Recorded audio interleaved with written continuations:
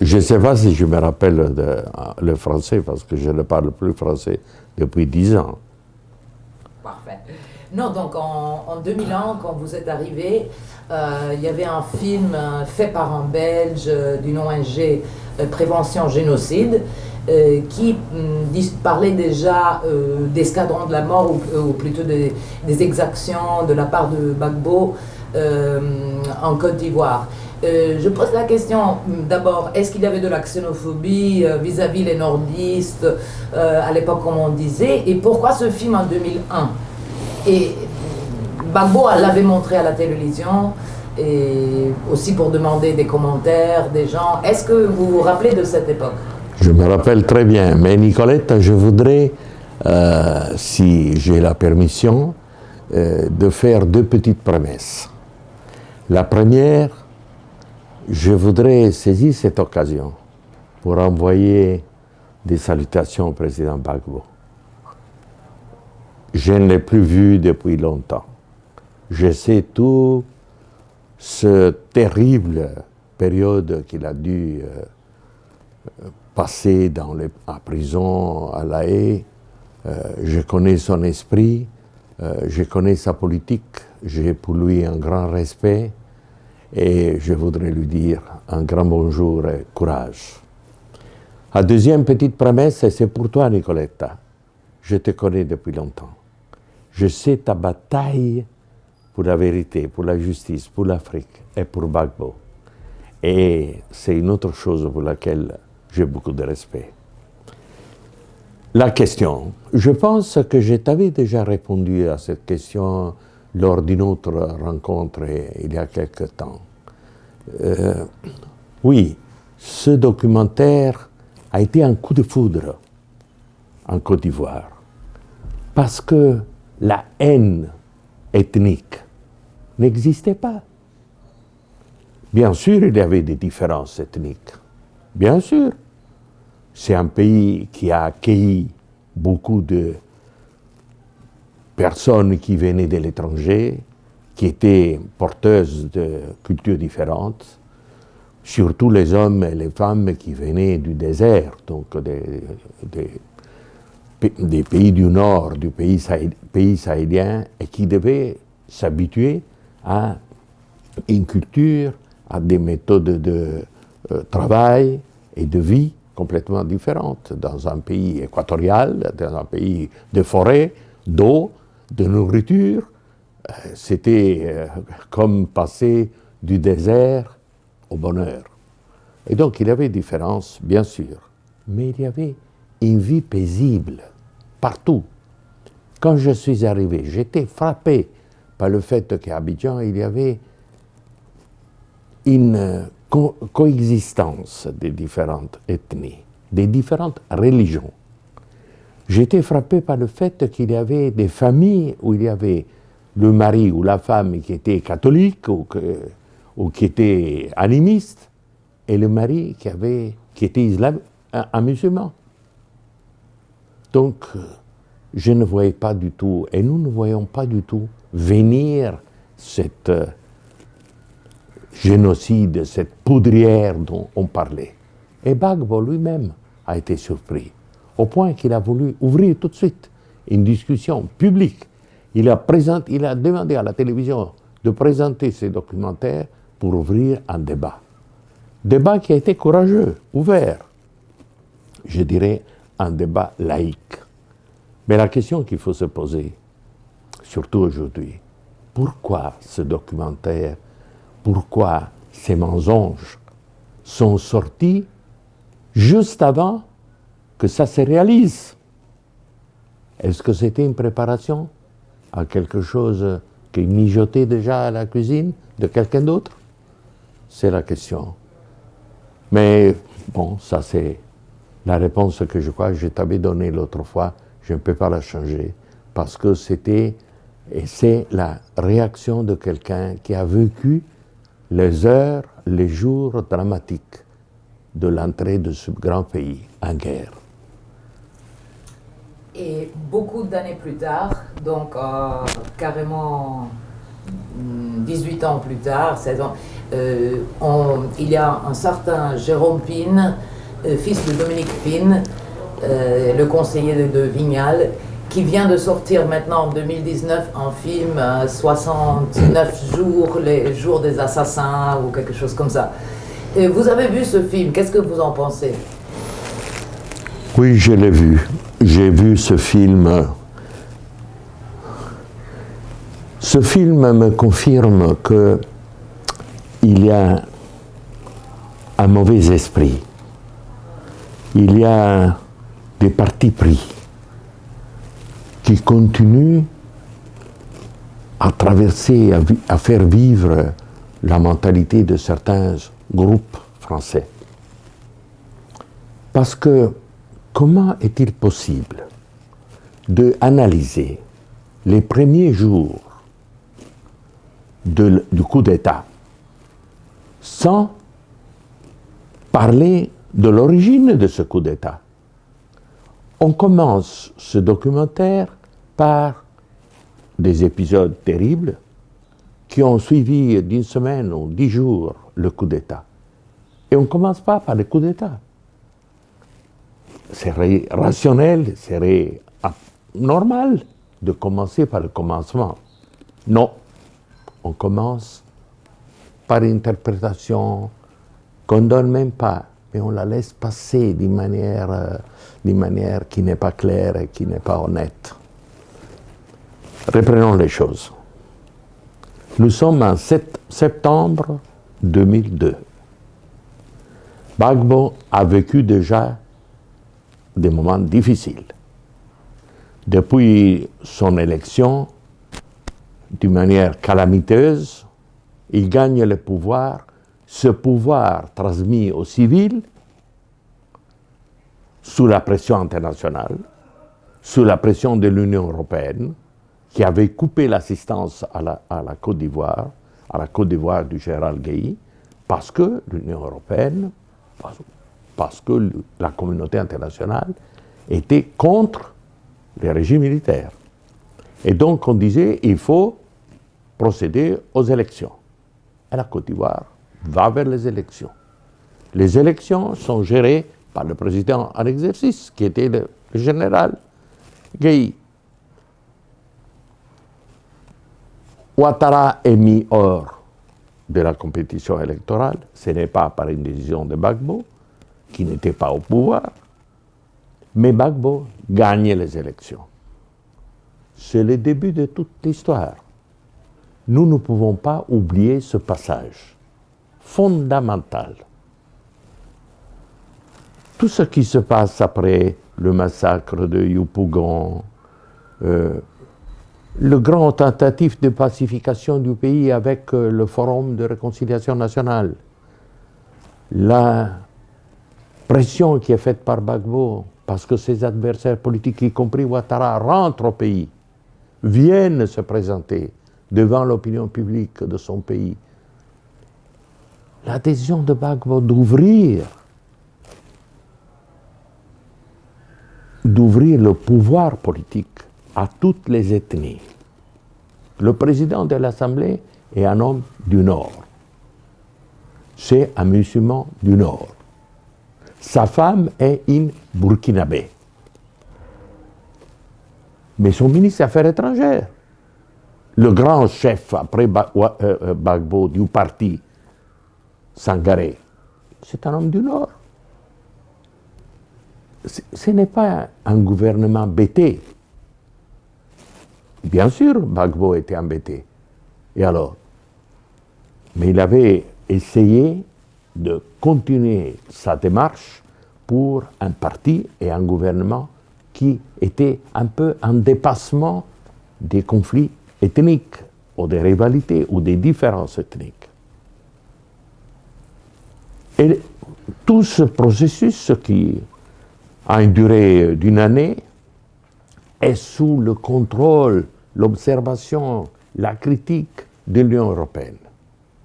tous les 15 jours, tous les mois, les ambassadeurs européens sur place discutent des mesures prises par le gouvernement Gbagbo pour voir est-ce qu'il y a des réformes dans le système administratif, dans le ministère de la Justice, dans l'organisation des forces armées, pour renforcer cette cohésion sociale et le jeu démocratique. Et chaque fois, on donne des cotes, comme à l'école. On disait au président Gbagbo, « Ah, ici, ça ne va pas. Ah, cette partie-là, c'est bien faite. Là, il faut introduire des réformes. » Ça dure une année. Et après une année, l'Union européenne déclare officiellement, « Vous avez bien travaillé. Vous pouvez être réadmis dans le groupe des pays qui reçoivent l'aide de l'Union européenne. » Une reprise pleine et entière, comme disait le document officiel, pleine et entière de la coopération européenne. Nous sommes en juin 2002. Et Gbagbo décide, alors que la situation semble s'améliorer avec la communauté internationale, de commencer sa relance de l'image de la Côte d'Ivoire. Et là, il décide de partir pour Rome. Quel désastre! Quelle décision mauvaise! Aux yeux de Paris, c'était inadmissible que le colon, l'esclave de hier, ne vienne pas demander d'abord la bénédiction à Paris. Mais il décide d'aller à Rome. À Rome. Et pourquoi à Rome? Je pense que la décision du président Gbagbo fut déterminée un peu par une partie qui n'a pas été mise en valeur suffisamment. Parce que Gbagbo était un Africain, un vrai Africain. Et Gbagbo était aussi un président africain. Mais il avait dans sa tête une formation classique latine, forte, un grand amour pour cette Rome qu'il n'avait jamais visitée. Et qu'il vivait un peu dans son imagination. Et donc, on devait passer par Rome. Rome, il y avait le Vatican, donc il pensait aussi à la politique. Pas seulement ses souvenirs classiques. Mais bien sûr, dans le programme de la visite, l'idée de se rendre al Campidoglio pour regarder du balcon du maire de Rome al Campidoglio il foro romano, là où il y avait tous ses souvenirs d'école. Et également l'autre Laurent. Il aimait beaucoup l'autre Laurent, Lorenzo Fiorentino dei Medici, Laurent le Magnifique. Différentes raisons. En fait, je ne sais pas. Certainement, la décision prise de partir le 17 septembre pour Rome, j'ai trouvé ça une autre faute. Pourquoi le 17? Pour un Napolitain comme je suis, le 17, c'est un jour qu'il faut prendre avec beaucoup de prudence. 17, ce n'est pas tout à fait un numéro qui porte chance à Naples. Je lui avais dit, président, partez le 18. Il est parti le 17. Le 18, nous étions à Rome, avec la délégation officielle, pour une visite officielle. Il était accompagné par son épouse. Je me rappelle parfaitement cette journée du 18 qui commence par une réception à la présidence de la République italienne. L'accueil chaleureux de la part du président Ciampi. Les deux qui parlent un peu en latin. Et Ciampi étonné de trouver un président africain qui a cette culture, Et après, l'après-midi, nous avons rencontré Berlusconi, qui était le chef du gouvernement. On parle d'avenir, d'investissement dans le tourisme, valorisation des côtes.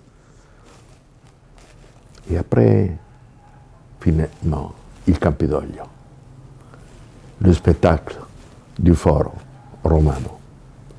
Et finalement, le soir, nous sommes tous allés à la résidence de l'ambassadeur de Côte d'Ivoire en Italie,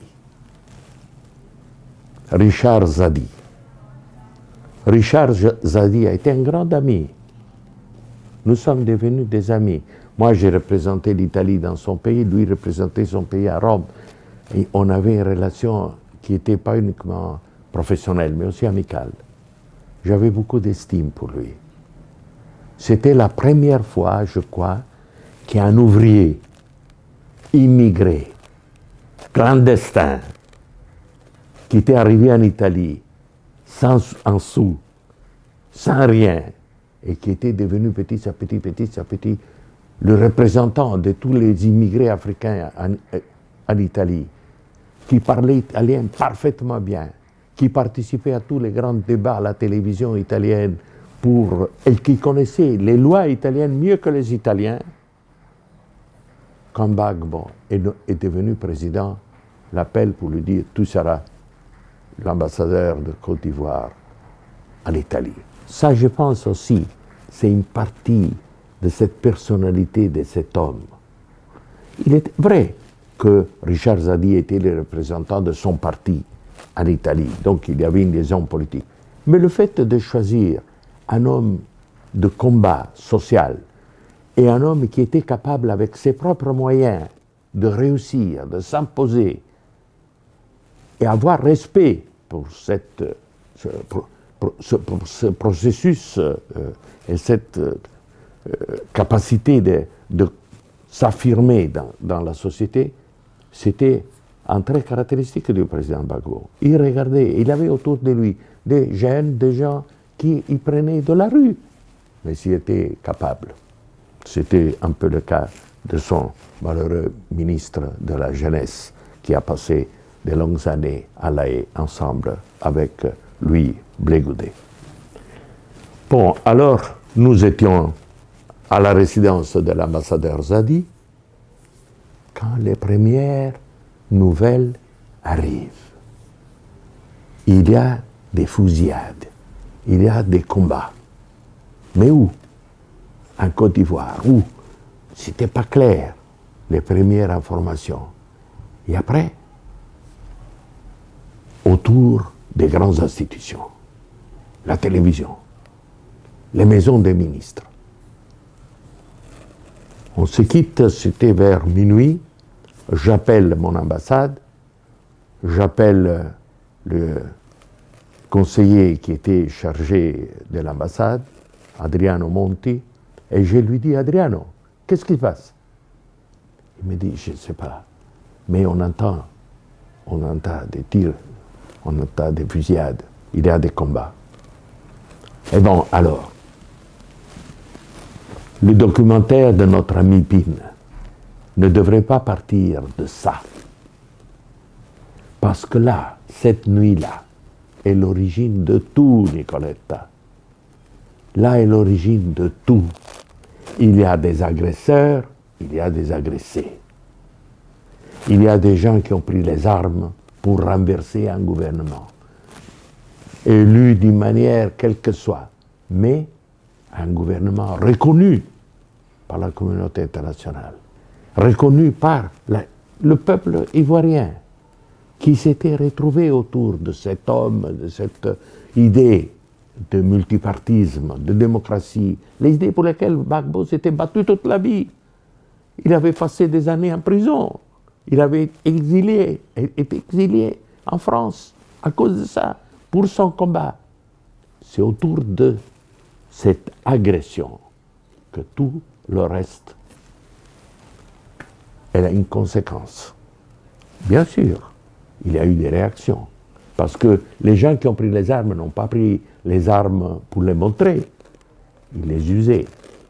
Et qu'on les armes qu'il avait reçues de on ne sait pas qui, encore aujourd'hui on ne sait pas qui, et c'est 300, 600, 800, on ne sait pas, qu'on appelait les assaillants à cette occasion. Après on les appelait les rebelles, après qu'ils sont devenus petit à petit, grâce à la France, on les a légitimés. On a mis un tapis rouge pour les recevoir à Kléber. On les a légitimés. Mais ils étaient des assaillants. J'ai tout le respect pour ceux qui ont des idées différentes. Et j'ai tout le respect pour ceux qui ont des intérêts à défendre, même personnels. Mais pas pour ceux qui prennent les armes. Et surtout pas ceux qui, avec les armes, tuent des innocents.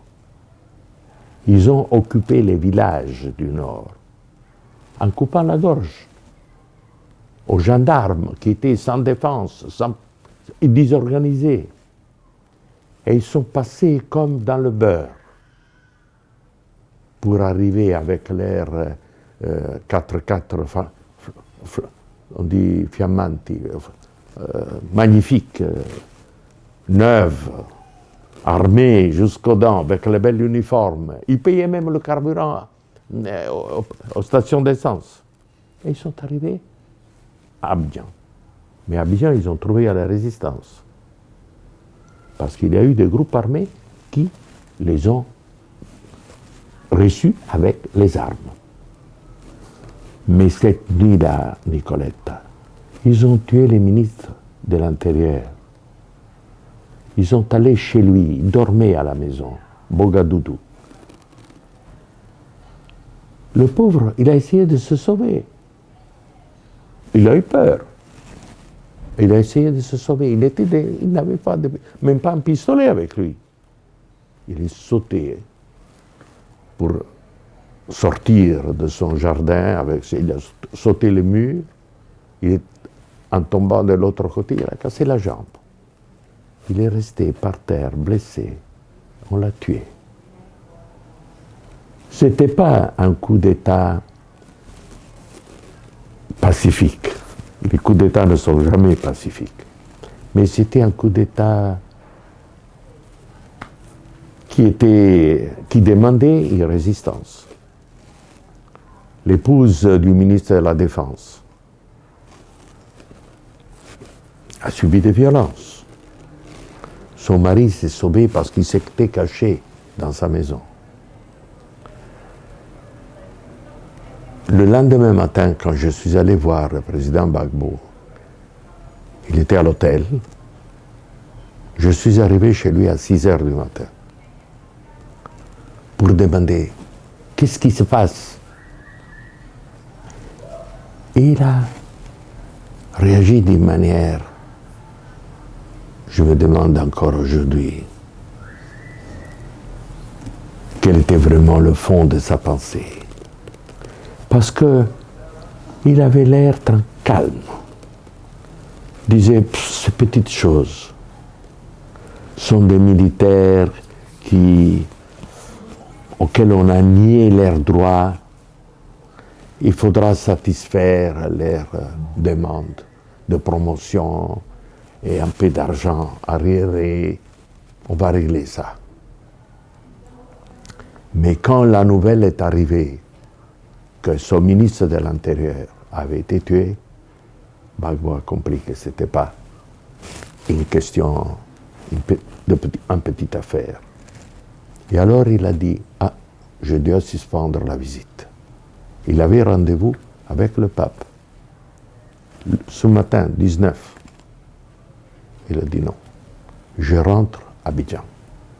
J'ai dit, président, je vous accompagne à l'aéroport. Et si vous permettez, je prends l'avion avec vous. Je rentre à Abidjan avec vous.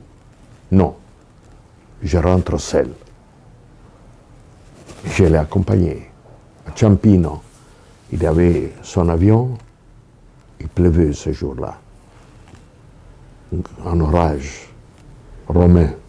De ces orages qui durent 10 minutes, mais avec une pluie du type les pluies d'Abidjan.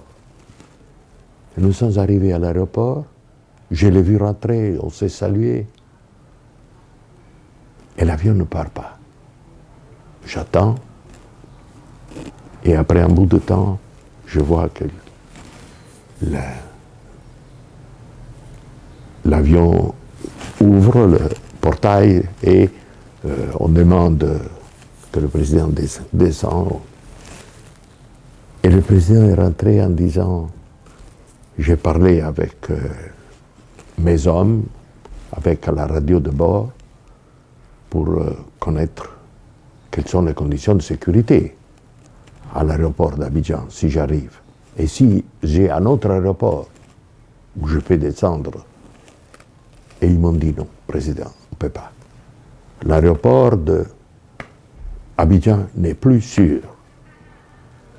Il a dit, mais les Français, il assure ma sécurité. Il dit, ah non, justement, ce sont les Français qui ont occupé l'aéroport. Et nous, on n'est pas sûrs. Vous devez attendre. Et nous sommes rentrés à l'hôtel. Ça, c'est, Nicoletta, je crois, fondamental. Le documentaire de Pen, Pim Pen, aurait dû mettre en lumière cette affaire terrible. Pourquoi renverser un régime qui commençait les premiers pas d'une pacification, qui commençait à introduire les réformes, même du problème, par exemple, des élections des municipalités, du gouvernement des municipalités, pour essayer de venir en contre aux différences ethniques qui existaient. Pourquoi nier l'appui à un parti qui avait comme seule tradition le multiethnisme, multipartisme? Pourquoi? Parce qu'il avait choisi Rome plutôt que Paris? Non. C'était un problème beaucoup plus important, Nicoletta.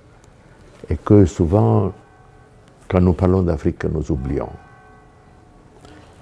Cette année, nous célébrons l'indépendance africaine. 60 ans d'indépendance.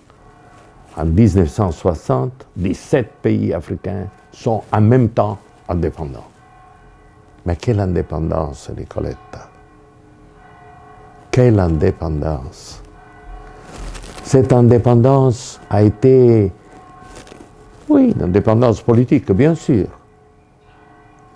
Mais tout le pouvoir reste dans les mains des colons, des anciennes puissances coloniales, le pouvoir politique, le pouvoir économique, le pouvoir militaire. Cette indépendance, 60 ans plus tard, est encore un combat en cours. Il y a des pays qui ne se sont pas complètement libérés. D'ailleurs, le professeur Kalkinovati, le pauvre, il n'est plus avec nous, le professeur Kalkinovati, mais un de ses derniers conférences que nous avons organisées ensemble avec Kalkinovati à Pavia, il y a 3-4 ans, je crois. Kalkinovati avait fait une relation, la dernière, je crois, dernière fois qu'il a parlé en public, où il disait, mais tout ce partenariat dont on parle, la coopération avec la ownership africaine, tout, mais ce sont des blagues. C'est la domination européenne qui continue. Et c'est seulement aujourd'hui que je vois naître vraiment une Afrique indépendante, mais avec des souffrances encore. Et c'est ça, c'est la seule réponse que je suis capable de donner à cette politique française vis-à-vis de Gbagbo. Parce qu'il n'y avait aucune raison pour mener une guerre contre Gbagbo. Et cette guerre a coûté cher à la Côte d'Ivoire, très cher à la Côte d'Ivoire, très cher. Alors, le documentaire de notre ami là, c'est une petite chose dans ce grande et terrible page de l'histoire africaine. C'est une petite chose. Il disparaîtra comme toutes les mensonges.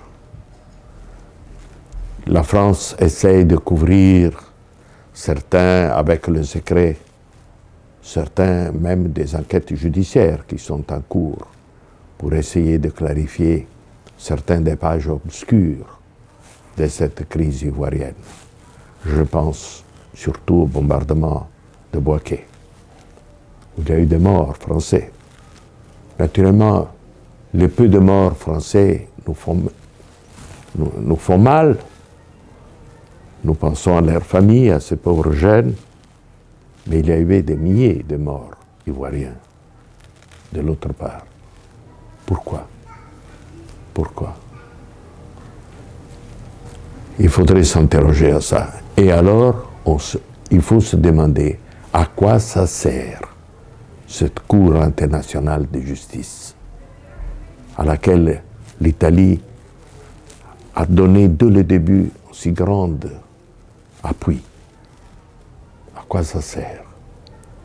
Une Cour internationale qui est incapable de porter un peu de lumière sur cette page de l'histoire. Le contraire, elle a mis sous couverture la vérité. Elle a caché la vérité.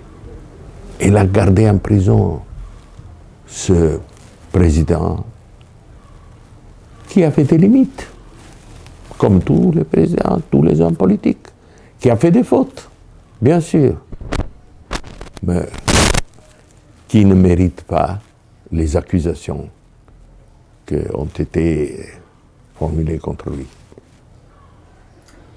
Et juste une chose, je me rappelle dans l'autre interview, vous m'avez dit que Ouattara était venu vous voir pour parler de la question d'exclusion et que vous étiez un peu choqué et vous avez aussi rassemblé les autres ambassadeurs. Oui, mais ça c'était...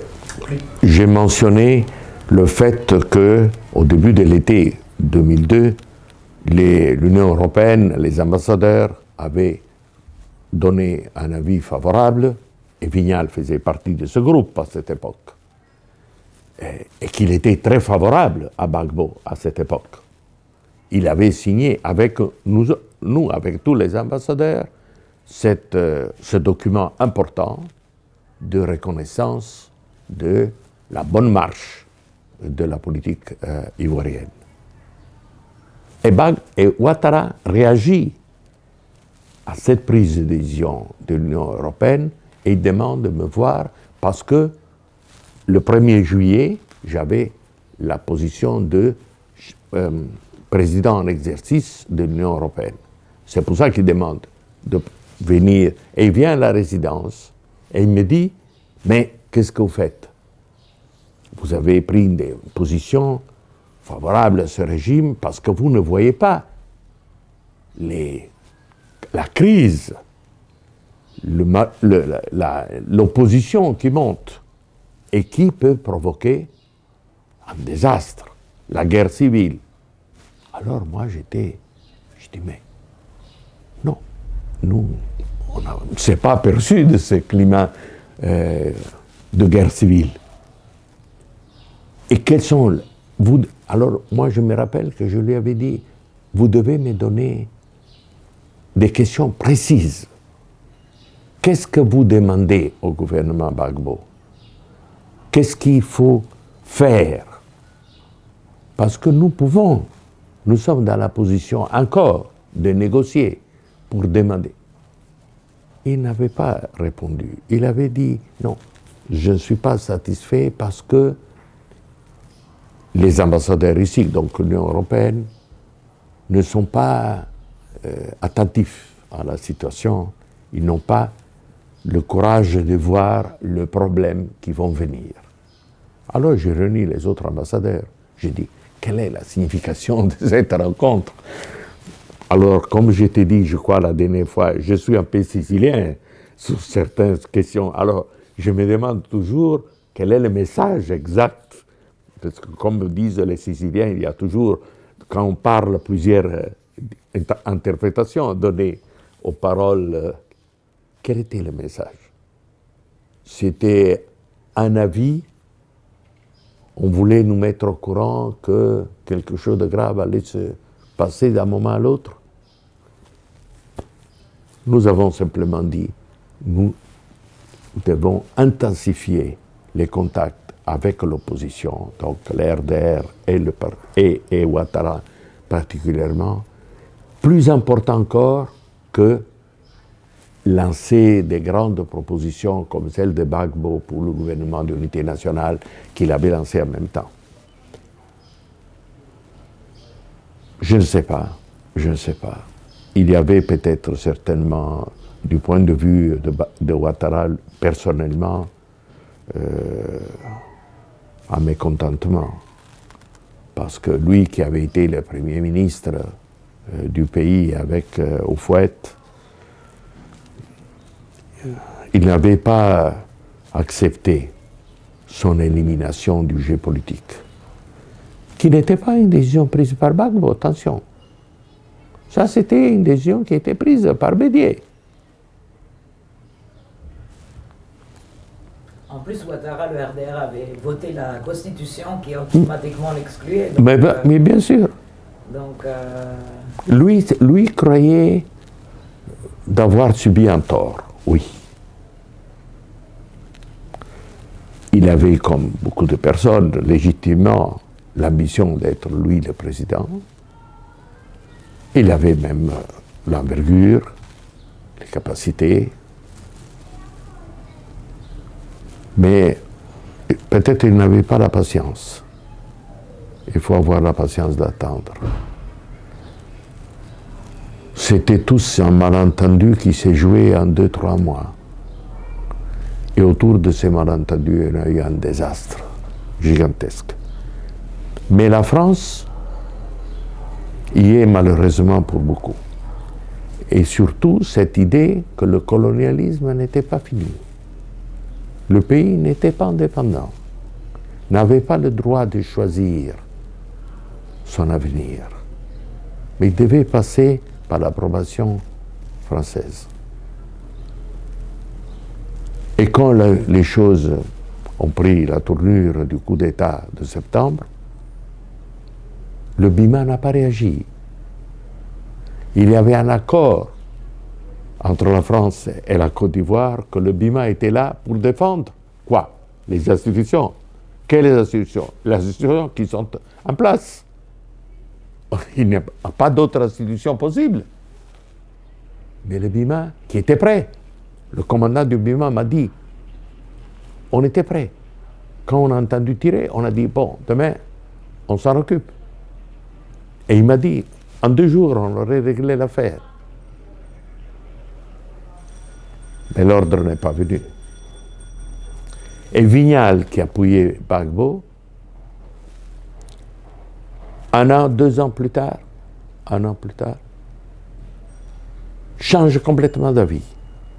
Il devient un adversaire tellement violent contre Gbagbo que Gbagbo doit demander qu'il soit renvoyé. Et De Villepin, ministre des Affaires étrangères, le met dans son avion et le prend à Paris pour terminer l'affaire. Pourquoi Vignal change sa position? Nous n'avons jamais compris. Nous, qu'on était ses collègues, on se voyait tous les jours. Et on ne comprenait pas. Qu'est-ce que disaient les autres ambassadeurs? Dernière question, comment est-ce qu'ils interprétaient les rebelles? Au fond, on voyait que quand c'est sorti à Kléber, Soro, il était quand même dans le RDR, dans les élections de 2000, pour les législatives, les municipales. Donc pourquoi on n'a pas fait le lien que ces rebelles étaient du côté de Ouattara? Et qu'est-ce que disaient les autres ambassadeurs? Pourquoi on parlait de crise ivoiro-ivoirien et pas d'un coup d'État? Bon, écoutez, évidemment, la position française était claire à tout le monde que la position française était fondamentale. Et nous, on était des ambassadeurs européens. Donc la France était partie de nous. Moi, on m'a demandé d'aller à Bruxelles pour parler à une rencontre au Coreper sur cette situation. Et moi, je ne suis pas, je n'ai pas caché ce qui était mon évaluation. j'étais jusqu'en décembre le président en exercice de l'Union, donc j'ai dit il faut que rapidement l'Union européenne revoie sa position. Parce que, Nicolette, tu vois, les ambassadeurs, tout de suite après le coup d'État, se sont réunis et ont préparé un document qui a été transmis à Bruxelles et qui a été repris par Bruxelles et qui condamnait le coup d'État. Donc il y a une condamnation ferme de l'Union européenne. Parce qu'on venait d'une période avec un gouvernement militaire, on avait sanctionné ce gouvernement militaire, on avait approuvé le passage à un gouvernement démocratique ou civil, on l'avait suivi dans toutes ses évolutions pendant les premiers temps, et on voit d'un coup tout ça être remis en cause par un coup militaire. Alors on l'a condamné. Mais ce document, quelques semaines plus tard, a été oublié, finito. Alors quand je suis allé à Bruxelles, j'ai dit attention, la politique européenne en Afrique ne peut pas être changeante au fil des intérêts. Quels intérêts? Quels intérêts?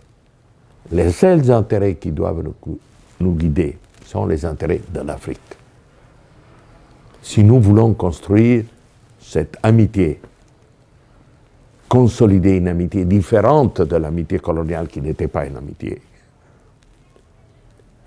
Mais si on voulait, on devait regarder aux intérêts de l'Afrique, pas aux intérêts des petites affaires, parce que quels intérêts avait la France contre Gbagbo? Disons franchement, petites affaires. Ce n'était pas de grands intérêts. C'était la tradition des services secrets français. Permettez-moi de dire, maintenant que je suis vieux, et je peux me permettre de dire les choses comme je les pense, c'était des mauvais conseils que le président Chirac et que le gouvernement français recevaient. Des services habitués à considérer Gbagbo un homme de la gauche, une gauche dangereuse pour l'Occident. Fait des choses ridicules. Gbagbo de gauche, oui, un progressiste, on dirait aujourd'hui. Et un progressiste, et encore. Un progressiste qui était prêt à faire toutes les négociations qu'il a fait avec les grands capitalistes français. Alors, quelles étaient vraiment les difficultés? Difficultés qui ont mis la France sur un mauvais chemin alors et qui, encore aujourd'hui, freinent notre amitié avec l'Afrique. Et aujourd'hui que l'Afrique se libère. Et se libère, Nicolette, grâce à une chose, grâce à un mouvement démographique. C'est ça le facteur qui vraiment change tout le cadre de la situation africaine. 300 millions, aujourd'hui 1 milliard 200 millions et dans 40 ans, 2 milliards 500 000 habitants en Afrique, signifie la jeunesse. La jeunesse ne connaît pas le colonialisme. La jeunesse ne connaît pas la France. Non. On se libère parce qu'on a repris conscience de son identité. Celle que nous, le colonialisme, avait niée. Vous n'avez pas d'identité. Même l'Église catholique disait, vous n'avez pas d'âme. Les Noirs n'ont pas d'âme. Donc on pouvait les vendre. On était arrivé à ce point-là pour justifier une période vraiment noire de l'histoire de l'Europe. Mais aujourd'hui, nous devons faire très attention. Parce que pendant que nous ne nous réveillons pas, parce qu'encore aujourd'hui on ne se réveille pas à cette vérité, il y a d'autres qui sont présents sur le terrain. C'est la Chine. Mais ce n'est pas uniquement la Chine. Tu sais, Nicoletta, que la Turquie, par exemple, un petit pays, Mais un grand empire, avec une tradition d'un grand empire, a ouvert, je ne sais pas, une trentaine d'ambassades en quelques années en Afrique. C'est une présence. Et l'Europe, où est l'Europe? L'Europe s'enferme, s'isole, fait la guerre contre les immigrants. Va bene, ça c'est autre discours. Et juste, dernière chose, c'est Simone. Tu dis toujours dernière, hein? C'est juste Simone Gbagbo. Je trouve un peu absurde parce qu'elle a gagné quand même un procès contre les crimes contre l'humanité à Abidjan. Elle était acquittée à Abidjan. Après, Ouattara l'a condamnée pour 20 ans pour déstabilisation de l'État. Mais bon, même si elle était l'État à l'époque, bon, ça c'est autre chose. Mais de toute façon, elle avait gagné son procès de crimes contre l'humanité. Et maintenant, la Cour pénale internationale insiste encore aujourd'hui de l'arrêter. Qu'est-ce que vous pensez de cette prise de position de La Haye? Écoutez, moi, de La Haye, je viens de dire que je trouve que c'était, à mon avis, une des plus grandes faillites sur le plan international des bonnes idées, des bons projets, qui après ont été manipulés et qui ont été transformés par quelque chose de très coûteux et inutile, s'il n'est pas dangereux. Qui sont les accusés qui sont mis en prison sont les Africains. Les Africains. Sont eux les coupables. Mais qui était derrière, qui manœuvrait les ficelles? Non, il faut changer d'optique. Moi, je dis toujours, quand je parle d'Afrique, chers amis, cambiamo di occhiali. Il faut changer la manière de regarder, essayer de comprendre ce miracle qui se passe sous nos yeux, de ce continent qui se réveille, qui a des difficultés immenses. Construire les États, construire les nations, développer l'économie, développer l'infrastructure.